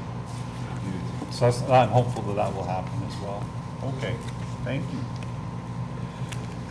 Can I ask, the issue of declining the money, that originated, they came to us asking what's going on, is basically what happened? Mm-hmm. Okay. Where were we at until they contacted us? Andrew Duran from DPW had picked up the project, been trying to work with and put together the various pieces. He had a relatively, from I think our perspective, a relatively incomplete knowledge base and set of records to go along with. So I think he was, in some sense, trying to reinvent the wheel. He'd spoken to Watertown, the DOT regional representative, a number of times to put together those pieces. And I think from his perspective, he wasn't comfortable that we could reassemble that wheel sufficiently quickly to meet the needs of the DOT at that time. So I think the DOT really wants to give us that ability to redesign this project. And the local share that we've talked of, 230,000, I've read 290,000. Is that reimbursable at this point or not from the DRI funds? I mean, did the Saranac River Trail feed into DRI and DRI feed into the match? Or is that We haven't done the full redesign or the design out of the DRI yet. The two areas that could be used to draw upon to make up for that match include the riverfront money and the harborside money. Harborside money, as you know, that grant isn't very large. We probably only have tens of thousands to spare, not hundreds of thousands. The riverfront money is around $1 million, if I understand. Riverfront and streetscapes about 2.9 million. So there might be more latitude from that fund, and then we throw in any money in coordinating the Empire State Trail. So that's why we're hopeful that we can put together some sort of package that won't require quite so large a taxpayer investment. So the riverfront and harborside grants, they're within the DRI? Correct. When you were also talking about perhaps redesigning it to go by the river more, which may even involve the Durkee Street lot. And one idea that I think is very interesting that, again, DPW came up with it. The original phases for the DRI actually, or for the river trail, actually weren't following the river. They're running along Durkee Street, down Bridge Street to Green Street, and then running along Green Street. I'm hopeful that with discussion with NYSEG, they can figure out a way for us to actually have a trail along the river itself. And one of the challenges right now is to get people on bicycles and runners across Broad Street. One of the interesting solutions that DPW came up with is putting a tunnel underneath Broad Street. These are precast tunnels that would come in two sections. They'll bring people from one side of Broad Street to the other and along the river from there, instead of having to worry about getting them across, which is, as you know, one of our busiest streets in the city of Plattsburgh. So we'd like to also brainstorm and work with our new planner, work with DPW, and work with DOT to see if there's any latitude to actually utilize more of the river as well. Now, that doesn't mean that Durkee and Bridge Street would be neglected. Durkee and Bridge Street were separately being designed as part of the Saranac River Trail Phase 2 and the streetscape proposed under DRI in two kind of parallel initiatives. So we think there's latitude to develop all these more in concert rather than individual. That's what I meant by trying to unite these three parallel attacks of it. So I'm hopeful that we would not only develop Durkee and Bridge Street to be much more streetscaped along the complete streets model, but we could also actually end up with more riverfront access as well at the same time, most notably along the west side of Saranac River Trail in between the two bridges, one on Broad Street and the Veterans Memorial on Bridge Street. And what's the play on the Pike, is it not Pike, Pine Street? Was there money that was going to be in conjunction Pine Street in a connection with the Saranac River Trail? Phase 2. Mm-hmm. And bring the, that's right, Pine Street would be, there's a small little section that hadn't been fully repaved yet in anticipation of this. And then bring people in over to the NYSEG property on one bridge, and then back to Broad Street on another bridge. And by the way, I also need to give credit to DPW. There was a pretty significant cost overrun on that bridge design, and DPW researched and got consideration from DOT to build those bridges with from a list of longer suppliers, and they believe that they can cut down on the cost of that to prevent the city from having a significant overrun there as well. Wasn't there some concern about the steel tariffs, though? Yeah, that'll drive anything. Yeah. But we said we have an expanded list of suppliers. The original plan had a sole supplier, and it's going to be quite a bit more costly. So I think this time to better reflect on this is actually paying dividends for our taxpayers. And still getting the design that we anticipated, plus perhaps even better riverfront access in the end too. So I think it's worth the time to reflect for a few months more on this. Any further questions? So you prepared for a vote. This will be a vote whether to decline or not. So a yes vote would mean to decline working with DOT, and a no vote would mean to continue working with DOT under the expanded time frame they'd offered us. Ready. Roll call? Counselor Armstrong? No. Counselor Kelly? Yes. Counselor Dowdle? No. Counselor Ensel? No. Counselor McFarland? No. So that's four no votes. Resolved in accordance with the request, therefore the Common Council approves that the mayor be authorized to sign an addendum to the contract signed between the City of Plattsburgh and Crane Associates, Inc. on June 7, 2018 for consulting services related to the Dock Street waterfront project of the Downtown Revitalization Initiative. The addendum augments the scope of work and fees detailed in the original contract and authorizes Crane Associates, Inc. to complete a market feasibility study for the primary Dock Street development site for a fee not to exceed $21,500. Payment for the market feasibility study will be made using funds included in the DRI grant. Moved by Councillor Dowdle and second by Councillor McFarland. Discussion, and I should note that Mr. Crane is here. Do you have any additional questions? Yeah. There's no reflection on the decision to fund this study, but just curious about whether there are any records regarding whatever previous study was done.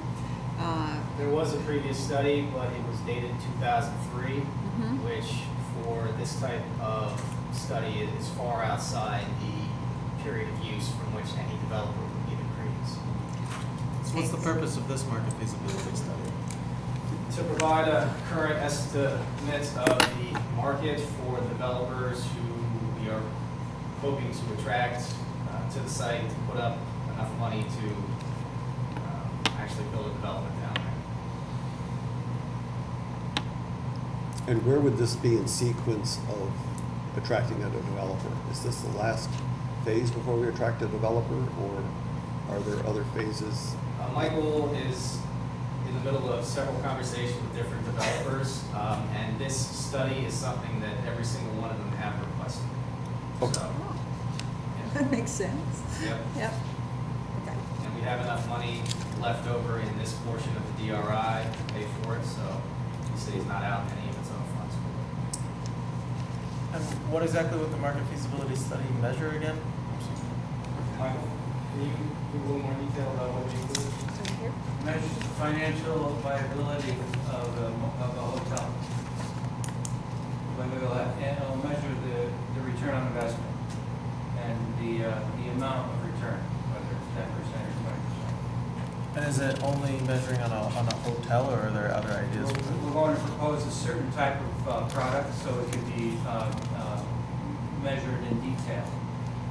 What we want to do is work with a particular developer who's highly interested, and we're attracting them now.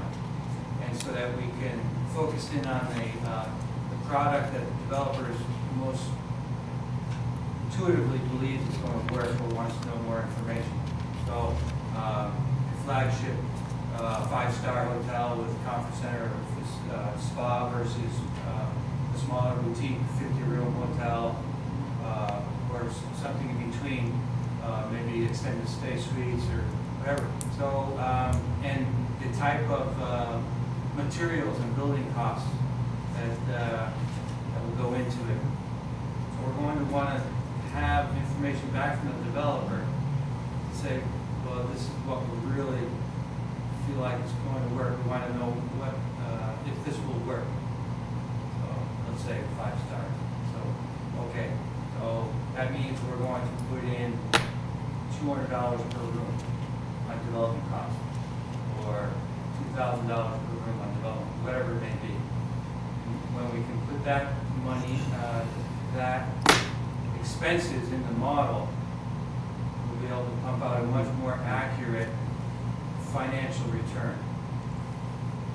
And is a hotel the only use that developers have expressed interest in down at the waterfront? No, no.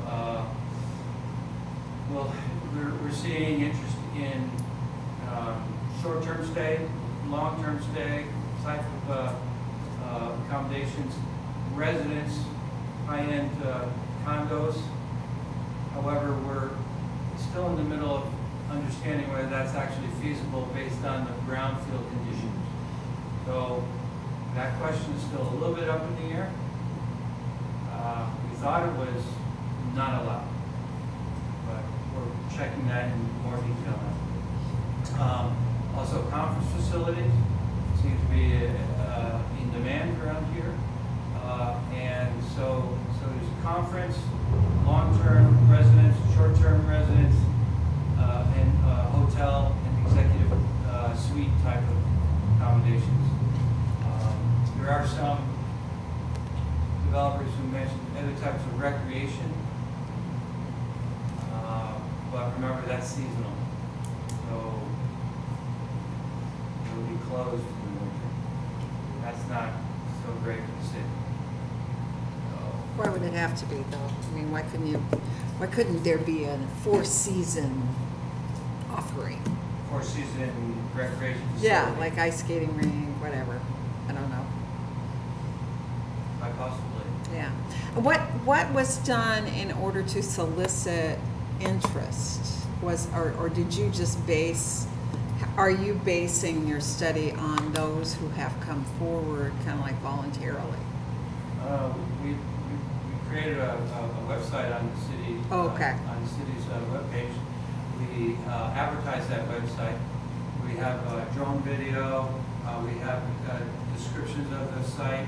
We have descriptions of the local economy, the growing rates of tourism and visitations, other key indicators. We all put that in a prospectus. We distribute it through almost 100 different venues of news media outlets. Through social media, through personal and professional contacts, distribution lists. Any way we can get it out there. That's great. Yeah. That's great. I probably already knew this, but I forgot. So, thanks. Also at a press conference during the regatta. Okay, great. Major press conference, right? Through your studies, or anybody can answer this, are there brownfield remediation monies? Are there any of those left? I'm sorry, Councilman, could you repeat? The brownfield remediation monies that were used, I mean, they were used in that parking lot, they've been used statewide. I'm just wondering, are there any monies left, or is that a passe? I would have to look into that. Yeah, it's, in case, I don't know if somebody would ask, if it needs to be remediated further, where they would be at with any help from government. Okay.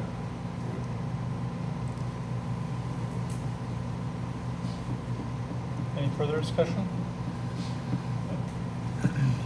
Seeing none, roll call, please. Counselor Armstrong? Yes. Counselor Kelly? Yes. Counselor Dowdle? Yes. Counselor Hensel? Yes. Counselor McFarland? Yes. Oh, my turn. I'd like to tonight hand down the appointment of Derek Rosenbaum to the Planning Board for a 5-year term to begin on July 27th, 2018, expiring July 26th, 2023. I think I promised you a nomination for this board last week, and we'll be looking for probably one other person for the board itself, and maybe even an alternate as well. So bring forward another name next week, I believe. Roll call? Counselor Armstrong? Yes. Counselor Kelly? Yes. Counselor Dowdle? Yes. Counselor Renzel? Yes. Counselor McFarland? Yes. Resolved in accordance with the request, therefore the common council approves one police department employee to attend the State of New York Juvenile Officers Association 42nd Annual Training Conference from August 27th through 31st, 2018 in Binghamton, New York. The total cost should not exceed $1,027 and will be expensed out of the asset forfeiture fund. Moved by Counselor Ansel, second by Counselor Kelly. Discussion? Out of curiosity, Chief, who do you plan on sending? Out of respect for the privacy, we don't need the employee. Okay, that's fine. Any further questions? Roll call? Counselor Armstrong? Yes. Counselor Kelly? Yes. Counselor Dowdle? Yes. Counselor Renzel? Yes. Counselor McFarland? Yes. Are there any resolutions for initial consideration? Or any new business and councilor reports? Counselor Ansel? Just a reminder, I was contacted by the folks at the Little League, and you may recall when we agreed to help them install the lights, they promised us that it would bring back some dividends in return to the city. This weekend is the first wooden bat tournament in Little League. Little League is having the Jeffrey Duquette tournament. There will be 26 teams from all over New York State and Canada, and I believe a few from Vermont. And they will be here beginning tomorrow's Friday, Saturday, and Sunday. I think there are 4 divisions, 10, 11, 12, and 14-year-olds. So encourage you to stop by and watch some young ball players play some good ball. First game is 5 o'clock. There you are. Look at it. Thank you. I'd also like to ask, updates on the window project. I understand there might be some recent movement on. Has there been any recent movement on it? We're still waiting for the, doing a sample of one window. I'm waiting our proposal from AEDA, consulting engineer, to have her back again. We're gonna put together a bid spec, we'll put it out there, and do a window, to see how effective the rehab process is. Because that's a $300,000 grant. Is that There's a correct? small project available to do a single window, test window. Of that money? I don't know if it's coming from the grant or if it's separately funded. There was a 10,000. It was handed off to us, Okay. but it was a pre-existing project we picked up, and we're trying to get that out, do a window to see how it goes. Is the dormitory authority in contact with us over that? About the status of that money? Not from that grant, but they are willing to expand. Betty Little's office has received, or believes she can get additional money, which would be through DASNY to expand the project up to, I think, $500,000 total. So the DASNY has been in contact with us about that. Good. Just also, I'd like to give kudos to DPW. I know, I think it was a few months ago, I received a complaint from a citizen about the walk path in Penfield Park that was bubbling and so on. Well, last night I took a walk through there and I see that it's been patched and leveled off. So I never heard back from the constituents, so I figured that was taken care of. And update from MLD, we had a woman here complaining about a tree, and it's my understanding that that was resolved to her liking, so I thank MLD for that. I will also note that, forgot to mention in the last meeting, but we have had the first meeting of the Ethics Board. Very, very nice meeting. So that board is up and running, and I think we'll get some cases. Thank you. I think this weekend also, Ms. Powers, there's the Watercross Championship out of the beach on Saturday and Sunday.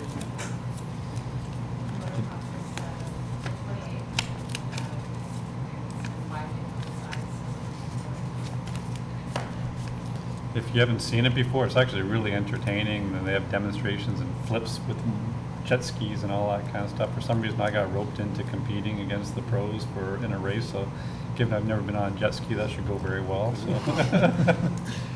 but this actually Careful, I broke really 3 ribs on one. yeah, well, thank you. Just gonna drive away. But it is very entertaining if you can get out to the beach on the weekend. I also believe there's a wrestling tournament at the beach this week. Wrestling tournament? I know that we're planning a wrestling tournament. I would have to double check on the schedule for it. Okay. Speaking of flips and entertaining, there's something just as. But the event you were referring to is the Sunday, the 28th? Yes. Okay.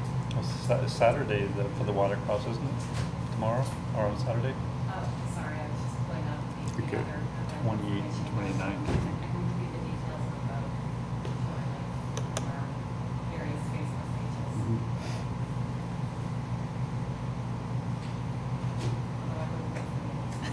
Go ahead. Okay, so the No 28th pressure, is no pressure. Saturday. While we're talking, while she's doing that, Mr. Tracy, you needed to send a crew for some mutual aid on one person. You go right on the road. Excellent, thank you. I'll talk to you later. So, the East Coast watercross event, is being put on by the coast of the Adirondack coast. And it is the 28th, Saturday at 10 a.m. And I'm just looking at our web page to confirm the event.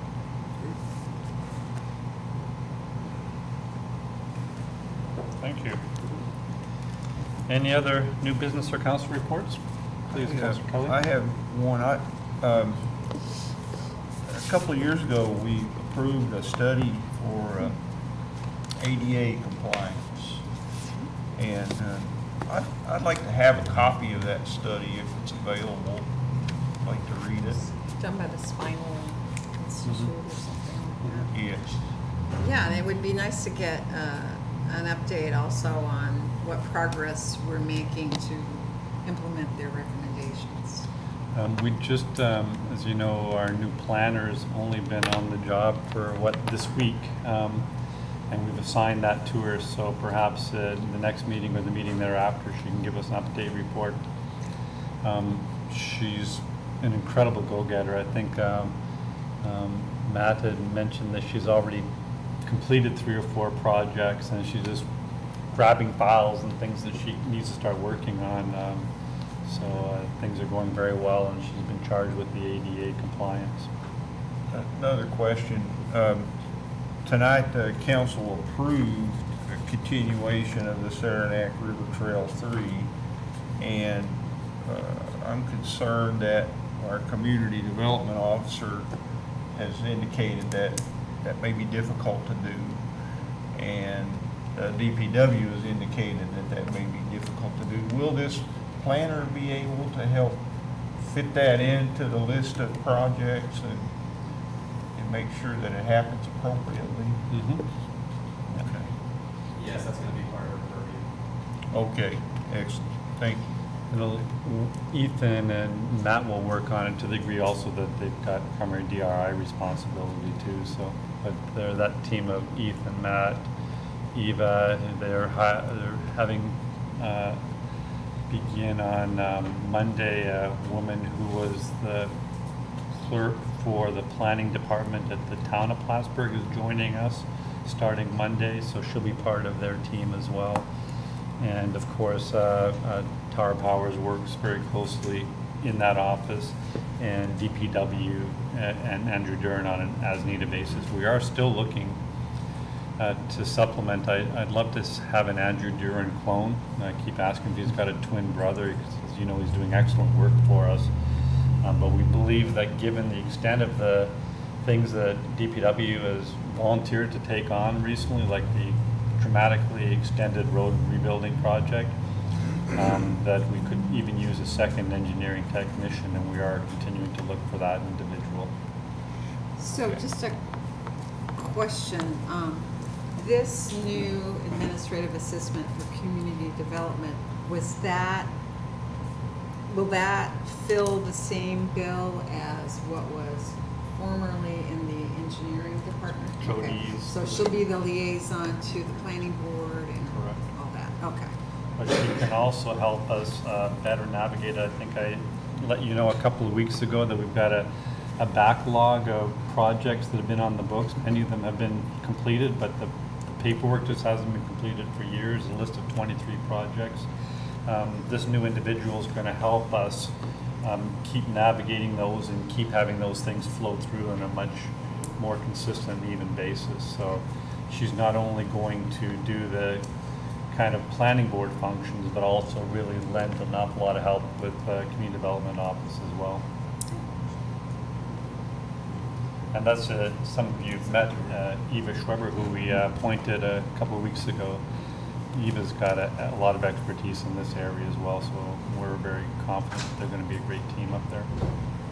The 23 projects, what are they? Just big, small, just the whole gamut. Some of them have been on our books for literally a decade or so, just for some reason never quite got off our books. How we became aware that this was a problem was in the CFA application that we're submitting just tomorrow, as a matter of fact. One of the criteria is how many existing state projects do you still have on your books? Normally, a municipality our size should only have about 5 at a time, but because some of them haven't been completed or the very end stage documents submitted for many, many years, we've just got this big backlog that we need to work through. So we want to get it down to 6 or 7 or 8 projects that we revolve on an ongoing basis. When 1 or 2 come on or come off, and we put another couple on. So it's just a backlog problem we're working with right now. They're not capital improvement plans. Some of them might be, sure. So there's open and active capital improvement plans that aren't completed? Not very many, no. Projects number in the 40 that are open right now. Pardon? The capital projects that are open right now, number in the 40s. Okay. So that's another list that has to be cleaned up. It's separate from what the mayor's talking about. Oh, it is? Yeah. Wow. But there could be a project in the 23 that was capital in nature. Okay. That's the question I was So kind of could we answering. get a listing of all that, just so we're kind of on the same page? Sure. I've not seen the 40 ongoing capital projects That that would be Rich good is to referring know. to, but there is an updated 23. List of all the 23 open grant projects. Grant projects and capital projects, so would that be useful? Well, and I think as explained to me, there was $50,000 once for DPW improvements to the building, lighting and things like that. There was some money left. And that's what it was explained, maintenance operation costs versus open and active capital improvement plans. So are maintenance and operation costs also part of that list? No, because that's Part of the ongoing. operating budgets. Okay. All right. Some of those projects that I'm talking about go back 10 years.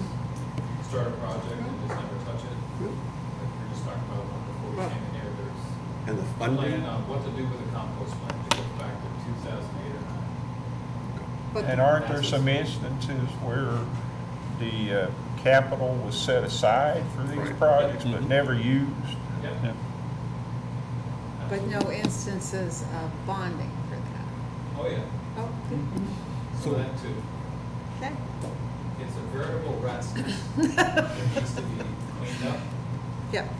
A lot of it can be Good cleaned up project. now because we put funding in place last year for $8.9 million that covered projects from 2012 to 2017. Right.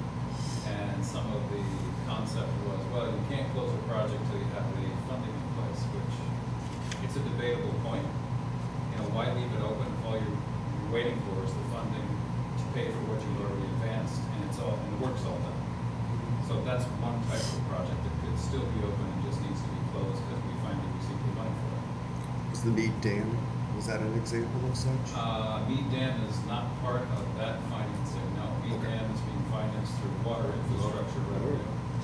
And those designs are in a capital project, but we have borrowed money for those. They're coming in through water infrastructure revenue. Open project has been open for several years and still design work being done. The Akey Road Reservoir. That one is closed. Yes. Took a while. Okay. But that is closed, yeah. The financing's in place and it's being paid for. And we had a recovery of $1,300,000 from the DEC that's helping cover that funding for 7 more years. And then the city has to pay for the balance. It was originally a $4.5 million project, which the ARRA federal funding covered half. And then the DEC has funded another $1.3 million of the $2.6 million that was not funded by the federal funding. Just took a while to get that, but we got ourselves on the list and we finally floated to the top. We still qualified for it. So the monitoring on that is something John's working on to see if he can diminish the requirements for that, so it doesn't cost us as much annually to monitor the wells around the site that are monitoring the decomposition of the materials under the surface. Thank you. So we're really determined to wrap a lot of these things up and really clean everything up and get things off the books, just because there's so many other things, new initiatives are starting to do, and it's very distracting to have all those loose ends hanging out there. So we're very hopeful with the new planner and the new expert in that area. And I even brought back a retired employee from the city of Plattsburgh who's worked in that office for many, many years to help us clean up a lot of all those loose ends, and she's making a huge contribution as well. So we'll keep working on it, and hopefully by this time next year, we're back to a steady state again. Any other council reports or new business? Are there any additional comments from the public on any item of mutual concern?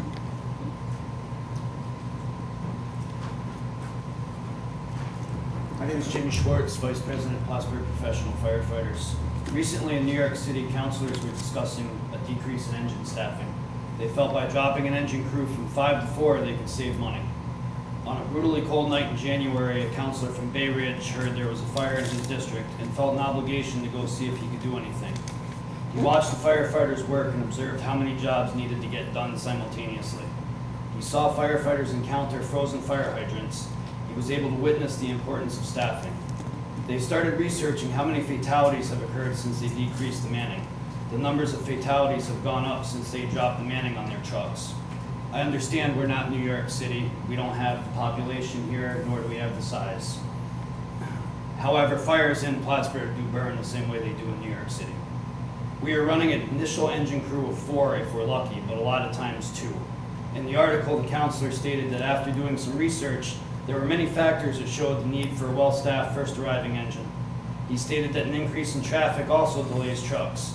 If anyone here has traveled on South Catherine Street or Broad Street between 8 a.m. or around 3:30 p.m., this is a problem here as well.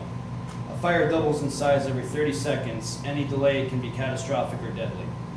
On Tuesday, my shift responded to 2 patients that were in cardiac arrest. With a fast response and enough people, we were able to, as of the last update I heard, successfully bring one back to life. Unfortunately, we were not as lucky with the second patient. A cardiac arrest is the EMS equivalent of a structure fire. It's very labor intensive. To run a standard arrest, it takes a minimum of 5 people.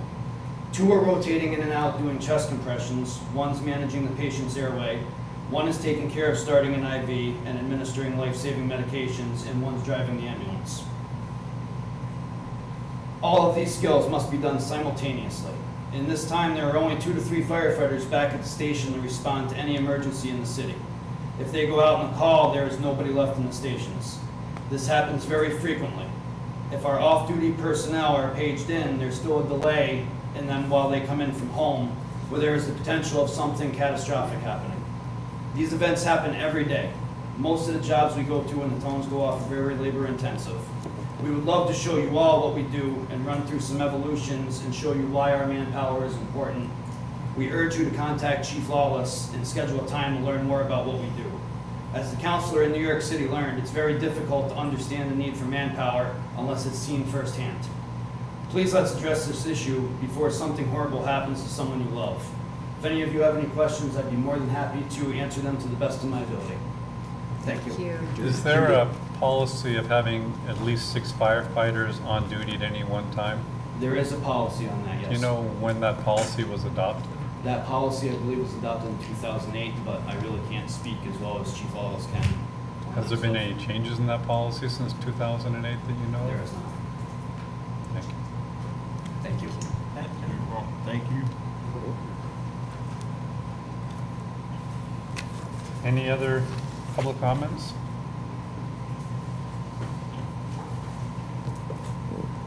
Seeing none, do I have a motion to adjourn? Moved by Councilor Ensel, second by Councilor Kelly. Roll call. Counselor Armstrong? Yes. Counselor Kelly? Yes. Counselor Dowdle? Yes. Counselor Ensel? Yes. Counselor McFarland? Yes.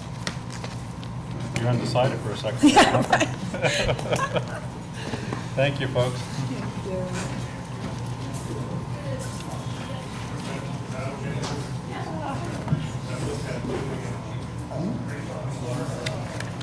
Oh, that was a read, sorry.